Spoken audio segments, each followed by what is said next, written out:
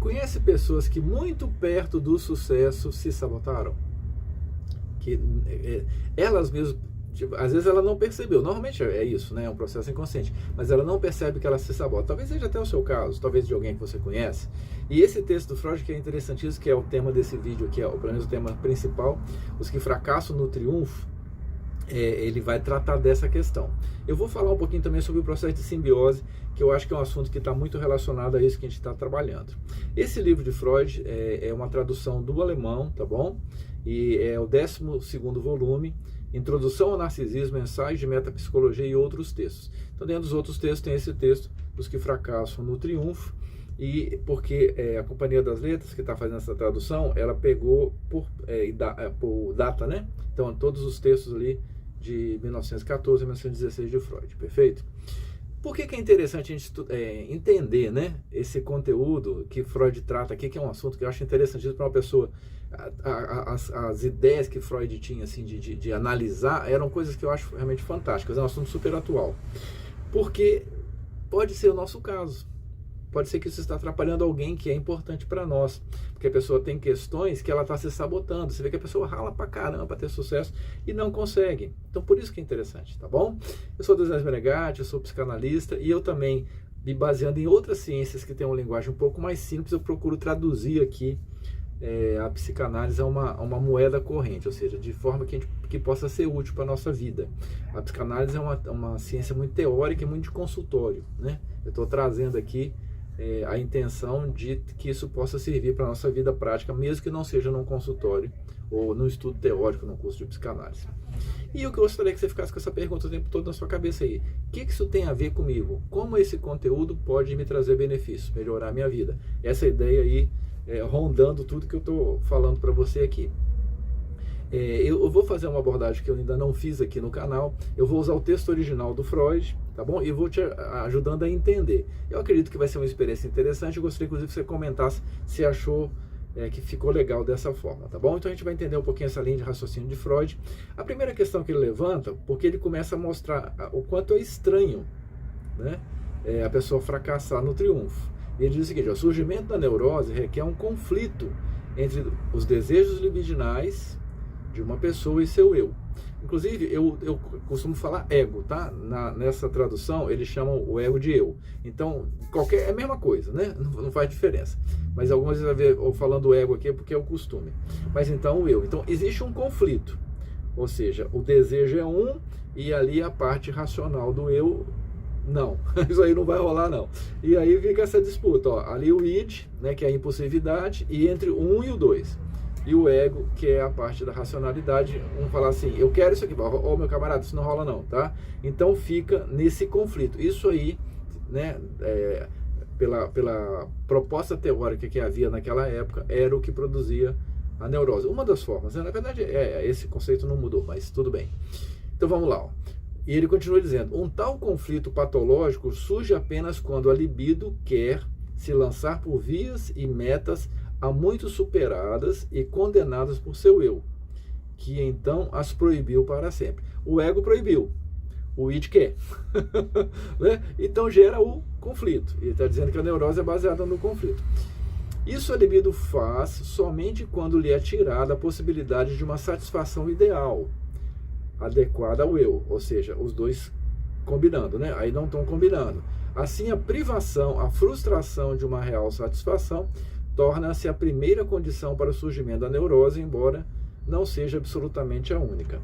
E aí começa a vir aqui a ideia de surpresa, né? Tanto maior será a surpresa, mesmo a confusão, quando o médico descobre que às vezes as pessoas adoecem justamente quando veio a se realizar um desejo profundamente arraigado e há muito tempo nutrido. É como se elas não aguentassem sua felicidade. É como se elas não aguentassem a sua felicidade. A pessoa não suporta. Às vezes ela consegue até alcançar, mas ela sabota e não sustenta. Não sustenta. Cai.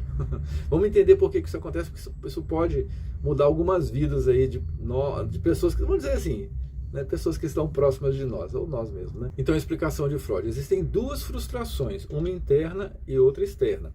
Nos casos excepcionais em que as pessoas adoecem com êxito, frustração interna atuou por si só.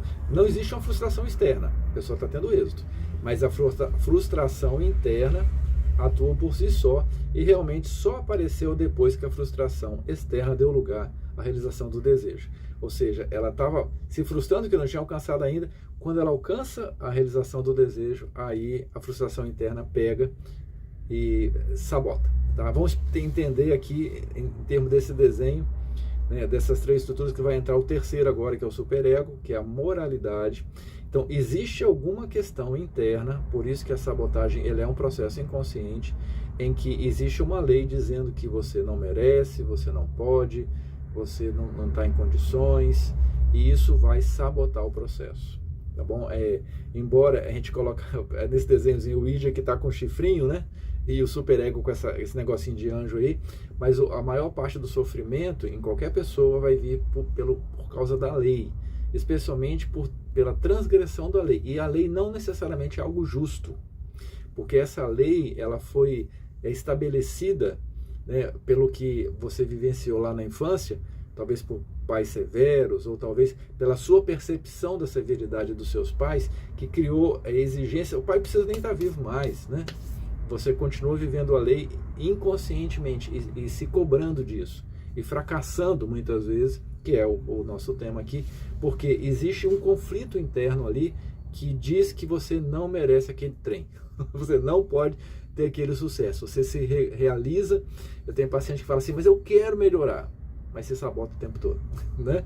Então é um processo que rola lá no inconsciente, e isso acontece por causa dessa estrutura aí, né, do superego, que não está com uma lei talvez que seja adequada aos seus propósitos atuais conscientes. Perfeito? Precisa analisar, pode ser em vários níveis essa questão aí, e a maneira como você pode resolver isso também pode depender desses níveis. Eu falo um pouquinho mais sobre isso depois. Então, a pergunta-chave aí para identificar isso pode já trazer a resposta. Por quê? Tá? Se você percebe que na tua vida você está fracassando no triunfo, você está se sabotando, trabalha a pergunta aí. Por quê? Essa pergunta é muito importante. E aí você vai identificar, vou ter que mudar um pouquinho da linguagem da psicanálise para uma linguagem igual da neurolinguística, para ficar eu acho mais fácil explicar assim, né? Vamos chegar no termo crenças limitantes, que são crenças de não merecimento, e na autossabotagem. Então, você formou ao longo da sua vida crenças que te limitam, que na psicanálise a gente chamaria lá, né, daquela estrutura da lei do superego que diz que você não pode, você não merece, você não é digno e coisas assim. Mas acho que fica mais simples a gente falar de crenças limitantes. Você acredita em coisas que te atrapalham. E como é que você vai trabalhar isso aí? Primeiro, eu vou dar só alguns passos, não vou dar todos, porque se você precisa começar o processo, né? Às vezes eu falo muita coisa e você não consegue aplicar. Interessante, como eu falei, é que você aplica isso que eu estou falando aqui. Primeiro passo é tomar consciência. É teu caso? É o caso das pessoas que você conhece, que são significativas para você, que você poderia compartilhar essa informação, outra vez convidá-la também a assistir esse vídeo? Então, tomar consciência, tá? Isso está acontecendo ou não está acontecendo? Isso é real para mim ou não é real? Primeiro passo. O segundo passo, identificar as crenças. Quais são as crenças limitantes? O que é que está me sabotando? O que eu acredito que eu não deveria estar acreditando? O que é, possivelmente, a crença do meu pai, da minha mãe, das pessoas importantes para mim, das minhas experiências infantis? Então, isso aí vai ficar registrado no seu inconsciente e determina a maneira como você vai reagir ao mundo. Então, é muito forte isso, tá bom? É muito forte. E aí, analisa o seguinte, tudo entre aspas, né? Que você ouviu, viu e fez. Inclusive, sugiro o seguinte: na parte do ouviu, é muito provável que os teus pais continuem com o mesmo discurso.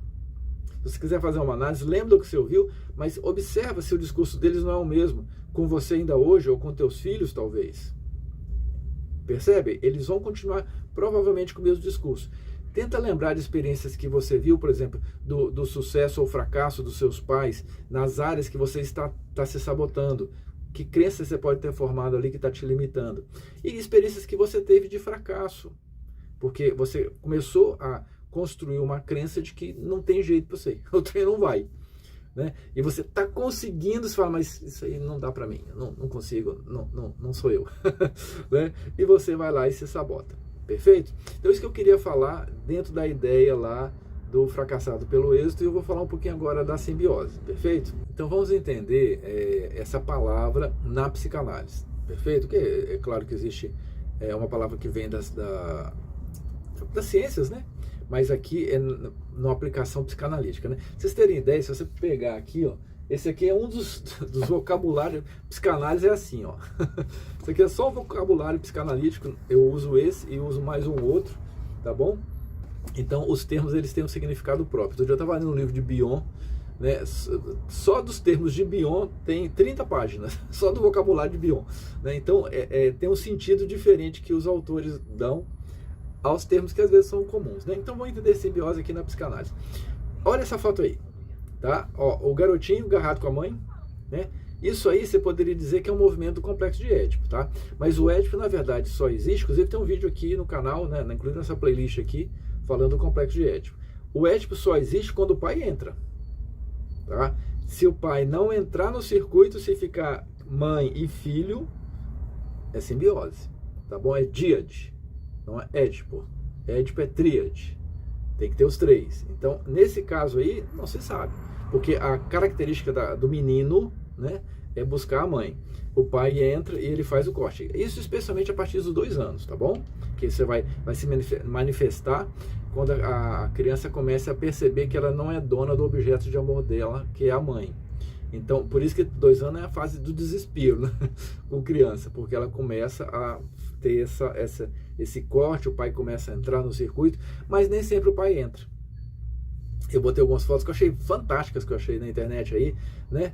Esse pai que tá... Gente, o fato do pai ter falecido, eu tenho uma amiga, por exemplo, que o pai do filho dela, né, morreu quando a menininha tinha 2 anos. Para a questão de ter o pai, não precisa ter a figura presente do pai. O pai pode ser nomeado. Inclusive, numa questão que ela estava tendo dificuldade lá, que a menina estava chupando o dedo com 7, 8 anos, né? Ou seja, tem uma fixação oral. E eu falei com ela, nomeia o pai. Fala assim, ó, felizmente, né? O pai realmente dizia que com não sei que idade ela parava de chupar chupeta, ou de chupar dedo, alguma coisa assim. E eu falei, nomeia o pai, fala, ó, teu pai falou, tá, o pai está presente. Ele estava morto realmente, mas está presente. Então, por que o pai não existe ali? Não sei. Talvez porque a mãe não permita a entrada dele no processo, e a mãe tem que permitir. Se a mãe não permitir, não entra não, tá bom? Ou porque ela desmerece esse pai, ou porque ela deprecia esse pai. Muito podem ser os motivos, né? Nessa foto aqui, o menino está olhando para o pai, mas o pai é um nada, né? E a mãe parece que é um nada com um pouquinho mais, né? Então, quer dizer, esse menino está lascado na relação dessa foto aí. Mas, ou seja, ele vai ficar simbiotizado com a mãe, ele vai ficar agarrado com a mãe ali. Outra questão são as mães extremamente protetoras, que não deixam o pai ter voz. O pai tem que ter. Eu tive paciente que falei, minha filha, fica quieta você e deixa teu marido falar.